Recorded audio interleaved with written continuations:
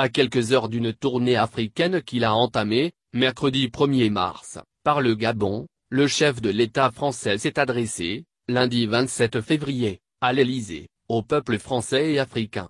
Dans cette communication politique, il reconnaît l'échec de la politique néocoloniale et impérialiste de son pays en Afrique, annonce de nouvelles relations franco-africaines basées sur l'humilité et la responsabilité, félicite la transition malienne pour avoir poussé son pays à changer de politique envers le continent africain et donne un coup de pied aux hommes politiques maliens dont la France se récolte aujourd'hui les fruits de sa mauvaise gestion.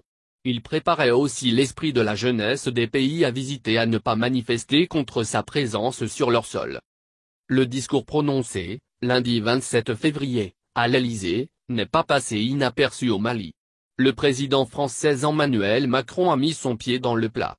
Il a coupé l'herbe sous les pieds d'une classe politique malienne qui n'a jamais voulu assumer sa part de responsabilité dans le délitement de notre pays. Elle a toujours refusé de se mettre à table pour avouer son échec cuisant dans la gestion du pays. Et chaque fois que le régime change par un coup de force, elle s'abrite derrière des condamnations, des manifestations croyant dissimuler ses casseroles par des attaques virulentes contre les princes du jour. On peut dire que ces actions qui ont été enclenchées contre la transition depuis le coup d'État contre le président Ibrahim Boubacar Keïta, le 18 août 2020 ont produit l'effet contraire. Elles ont d'ailleurs enfoncé la classe politique auprès de l'opinion publique nationale qui a compris que la solution du Mali ne viendra jamais de ceux qui sont responsables de la perte de notre souveraineté nationale, depuis 2012. Et la France, derrière laquelle nos hommes politiques se cachaient pour commettre ces forfaitures contre le peuple malien, vient de les lâcher. La surprise a été grande du côté des partisans de la démocratie importée. Le chef de l'État français les descend en flammant ces termes, point. Une classe politique qui a échoué à redresser son pays. Rien à dire. Cette déclaration d'Emmanuel Macron réconforte les Maliens dans leur dénonciation contre la mauvaise gouvernance installée par une classe politique pour ses intérêts personnels. En levant le voile sur l'affairisme de nos hommes politiques, Macron donne raison à tous ceux qui se battent depuis des décennies pour dénoncer le comportement apatride d'une certaine classe politique dont le seul souci est son bien-être.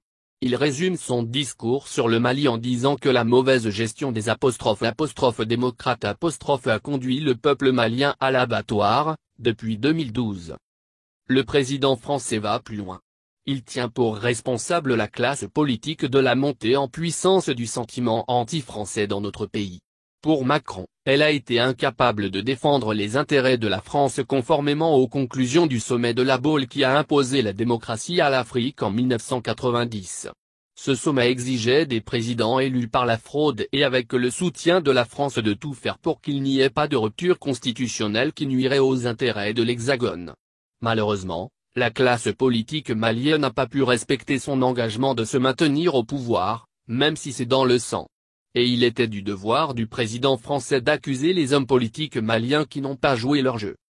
Autre leçon à tirer du discours d'Emmanuel Macron. Il adresse sans le dire publiquement ses chaleureuses félicitations à la transition malienne, incarnée par le colonel Assimi Goïta et le Premier ministre Tchoguel Kokala Maïga. Même si les analystes politiques ont mis sous le boisseau cette partie du discours présidentiel, il est à noter que le changement intervenu dans la politique française en Afrique est dû en grande partie à la prise de position des autorités maliennes face à la politique néocoloniale et impérialiste de la France.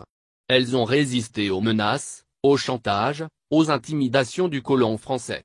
Elles ont obligé le président français à redéfinir sa politique en direction du continent africain. Il parle désormais d'humilité et de responsabilité. Il invite les entreprises françaises qui bénéficiaient de tous les marchés dans les pays africains sans aucune compétence à exécuter lesdites marchés honnêtement. Toujours dans sa communication politique, il reconnaît l'échec de la politique néocoloniale et impérialiste de son pays en Afrique, annonce de nouvelles relations franco-africaines basées sur l'humilité et la responsabilité, félicite la transition malienne pour avoir poussé son pays à changer de politique envers le continent africain et donne un coup de pied aux hommes politiques maliens dont la France se récolte aujourd'hui les fruits de sa mauvaise gestion. Il préparait aussi l'esprit de la jeunesse des pays à visiter à ne pas manifester contre sa présence sur leur sol. En imposant son respect sur la scène internationale, la transition malienne a contraint le chef de l'État à revoir ses relations avec l'Afrique. Et la révision de la coopération entre l'Afrique et la France est à l'actif de la transition malienne. Le président Macron n'a plus le choix.